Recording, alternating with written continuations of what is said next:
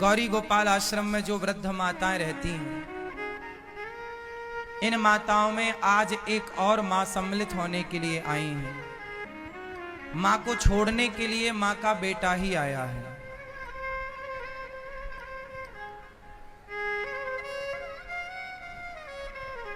कहां से आई हो मेरी मां? मैं कलकत्ता वेस्ट बंगाल से आई हूँ। तो आप के घर में कौन कौन है? बस एक ही बेटा है, एक बहू है, एक पोती है। तो एक बेटा है, फिर बेटा के होते हुए यहाँ क्यों आना पड़ा? क्या करो, बेटा को भी जिंदगी, मेरा को भी जिंदगी बहू ने एकदम नरक बना दिया प्रभु जी। तो आपको यहाँ छोड़ने कौन आया है? छोड़ने तो मैं तो पहले एक हफ्ता पहले मैं आई थी, फिर आप लोग का आदेश के अनुसार बेटा को भी जाके बोला जो देखो चलो हमको वहाँ ठिकाना लगा दो, गुरु जी के चरण में बाकी दिन हम मेरा को बिताने दो, तुम जाओगी तो अब मेरा को रख लेंगे। तो बात कराओ बेटे से। क्या नाम है आपका? मेरा नाम गौतम भट्टाचार्य जी है। तो आप गौतम जी हैं? हाँ जी। तो आप अपनी माँ को लेके वृद्धाश्रम क्यों लाए हैं? क्यों सेवा नहीं करते अपनी माँ की? मैं खुद एक हैंडीकैप बन गया हूँ। क्यों? मेरा पिछले 2 साल पहले हार्ट अटैक हुआ था, फिर उसमें 5 स्टेन बैठा है। अच्छा। मेरा पेट के अंदर 32 स्टिचेस है। ठीक है। मेरा स्पॉन्डिलाइटिस है, तो मैं आधा ही खुद बीमार हूँ, तो मैं अपने माँ का ख्याल नहीं रख पा रहा हूँ। मैं फिनेंशियली पत्नी कहाँ है आपकी? पत्नी मेरे साथ है, लेकिन पत्नी के साथ मेरा माँ का 36 का आंकड़ा हो गया है। तो माँ का और पत्नी का 36 आंकड़ा है, तो वृद्धाश्रम में अपनी पत्नी को लेकर आते कि तुम जाओ वृद्धाश्रम, हम तो माँ के साथ रहेंगे। जिस माँ ने आपको पाल पोस कर बड़ा किया, योग्य बनाया, तेल मालिश करी आपकी, आप उसे लेके वृद्धाश्रम आ गए। बीमारी आपने बताई, तो बीमार आप माँ के लिए हैं, पत्नी के लिए बीमार नहीं है। उसके लिए ही बीमार हो। तो फिर पत्नी को छोड़ने क्यों नहीं आए वृद्धाश्रम? उसको बोलते तू चल वृद्धाश्रम, हम तुझे छोड़ने चलते हैं। जब माँ की और पत्नी की नहीं बनती, तो आपके हिसाब से किसे छोड़ना चाहिए वृद्धाश्रम में? पत्नी को तो छोड़ना चाहिए। फिर अगर मैं मतलब physically strong and financially strong रहता तो मैं ये स्टेप ले सकता था, लेकिन मेरे पीछे ही एक और आदमी चाहिए, तो मैं माँ को तो कैसे? पत्नी तो है, पत्नी है जो पति को भी संभाल। यदि ऐसी स्थिति है कि चलो पत्नी आप कमजोर हैं, आपको बीमारी है, तो पत्नी अपने पति को भी संभाल सकती है और अपनी सास को भी संभाल सकती है। क्या दिक्कत है? क्या ये दास अनिरुद्ध 278 माओं को उसकी सेवा नहीं कर रहा है? यदि हम 278 माओं की सेवा कर सकते हैं, तो आप और आपकी पत्नी मिलकर आपकी एक माँ की सेवा तो कर सकते हैं ना? आपकी बेटा बेटी है आपके? एक बेटी है। तो एक बेटी भी है आपकी? हाँ जी। और बेटा नहीं है। तो बेटी है, तो बेटी का तो ख्याल रख ही रहे हैं ना बीमारी में भी?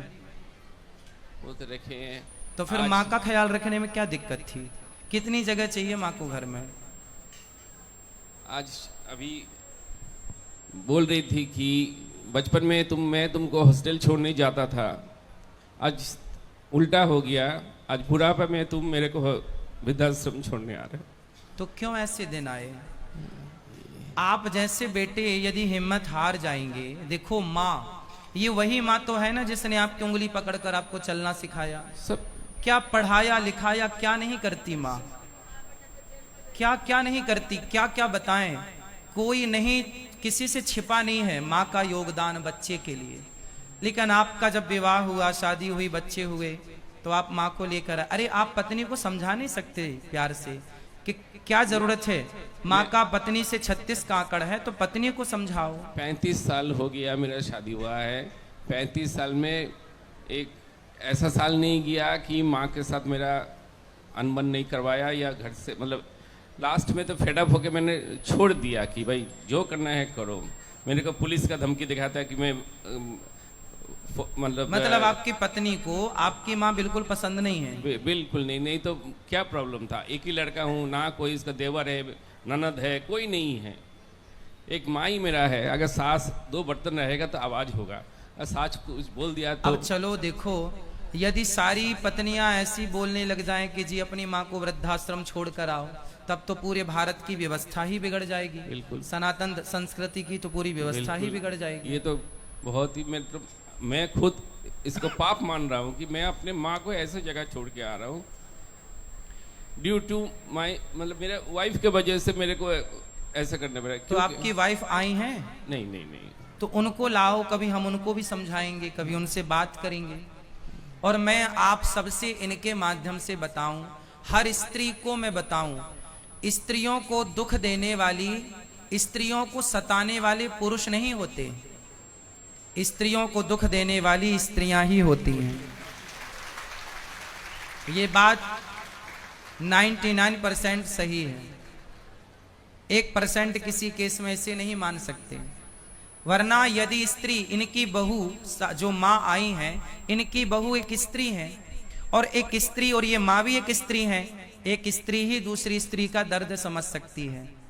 लेकिन नहीं, जिद पकड़ ली। देखो, तो आपकी पत्नी ने जिद कर ली कि आप छोड़ के आओ। बोला कि तुम्हारा मम्मी का जो भी जिम्मेदारी तुम करोगे, मैं कुछ नहीं करने बोलना है ना, मैं उनका मतलब कुछ हाँ, करूंगा। तो आप कर लेते ना, आप माँ की जिम्मेदारी पूरी कर लो, आपको क्या दिक्कत है? पत्नी ना करे, पत्नी ना दे पानी, ना दे रोटी, आप करो ना।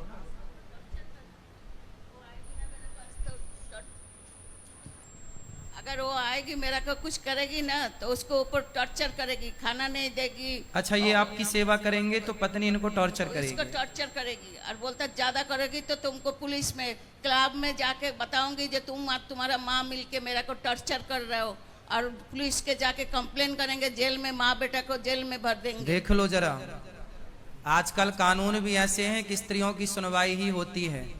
वो कुछ कहेंगे तो ये माँ बेटे जेल चले जाएंगे। बोलती रहती। इसलिए कानून अंधा है। अब आप ही बताइए कि इस माँ को न्याय कौन देगा? ये कानून देगा, ये बेटा देगा, या इनकी बहू देगी, या समाज देगा? कोई नहीं देता।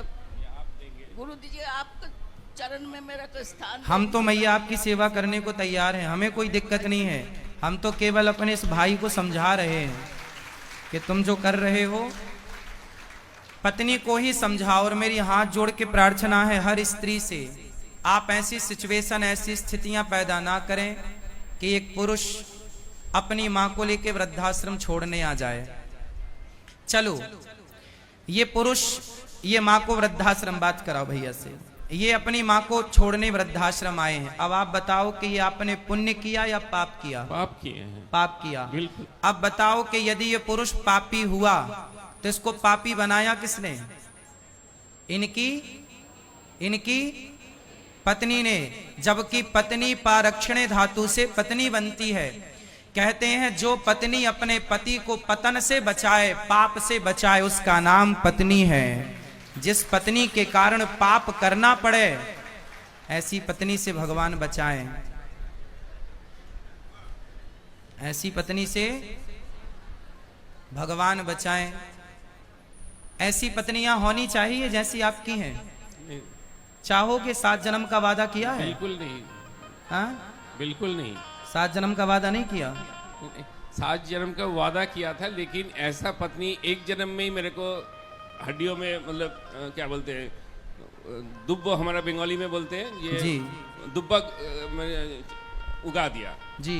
तो 7 जन्म में कभी भी मैं ऐसा वाइफ नहीं चाहूंगी। तो 7 जन्म की कोटा उसने 1 जन्म में ही पूरा कर एक लिया। जन्म में। इसलिए ऐसी पत्नी किसी को ना मिले, ऐसी पत्नियां होनी चाहिए। आप लोग कितने लोग अपने अपने बेटों के लिए ऐसी पत्नियां चाहते हैं? चाहते हैं? नहीं चाहते तो आप भी ऐसी पत्नियां मत बनना। जितनी पत्नियां यहां बैठी हैं, आप भी तो किसी की पत्नी हैं। ऐसी पत्नी बिल्कुल मत बनना। बनना सही है? क्यों? ऐसी पत्नी नहीं, भगवान कुंवारा ही रखे, साधु बन जाए, अच्छा है। सारी जिंदगी बिना पत्नी के रहले पर ऐसी पत्नी भगवान दुश्मन को भी ना दे जैसी इन्हें मिली है।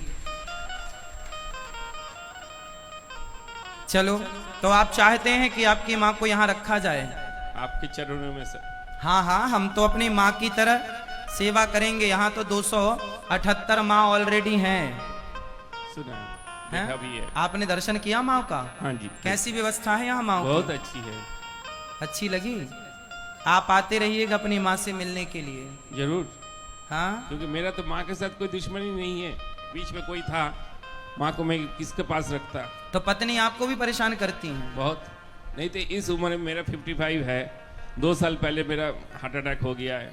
मैं कोई मतलब ऐब मेरे में कुछ नहीं है। मैं काम में जाता हूँ, काम करके तो घर में आपने रहता कभी हूँ। प्यार से अपनी पत्नी को समझाया नहीं कि भाग्यवान तुम 35 क्या साल कर हो रहे? गए। 35 साल में कितना बार समझाऊंगा, नहीं समझी? नहीं समझी, इसलिए तो आज ये दिन देखने पड़ा।